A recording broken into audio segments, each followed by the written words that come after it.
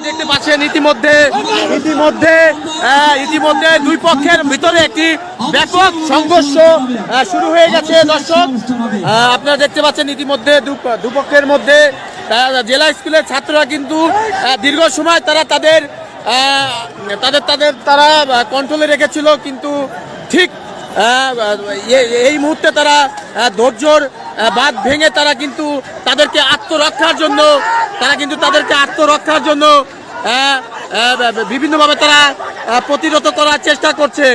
জেলা স্কুল ছাত্র যারা আছে তারা কিন্তু তাদের আত্মরক্ষার জন্য বিভিন্নভাবে চেষ্টা করছে আত্মরক্ষা করার জন্য।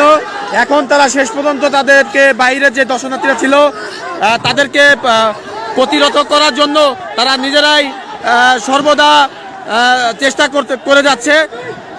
আইন শৃঙ্খলা সর্বোচ্চ চেষ্টা করেছে এই দর্শনার্থীদের, বাইরে যারা দর্শনার্থীরা এই প্রথম যারা এটা শুরু করেছে এই ঝামেলাটা, তাদেরকে ব্যাপকভাবে চেষ্টা করেছিল তাদেরকে থামানোর জন্য।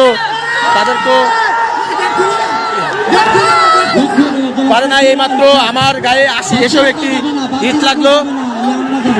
এখন অর্ডার দিয়ে দিয়েছে যে গেট খুলে দেওয়া হোক এবং বাহিরের যারা এই উচ্ছৃঙ্খলা করেছে তাদেরকে প্রতিরোধ করা হোক, এমন একটি ঘোষণা আমরা মাত্র পেলাম। রাস্তায় লাইট মারেন, রাস্তায় ফোকাস দেন, আমরা দেখে রাখবো এদের, এই ছোট লোকদের, এই বস্তির পোলাপানকে দেখে রাখবো আমরা। যারা জেলা স্কুলে ভর্তির যোগ্যতা নাই, জেলা স্কুলকে হিংসা করে,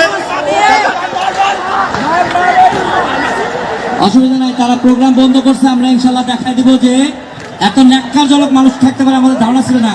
গেটটা খুলে দেয়।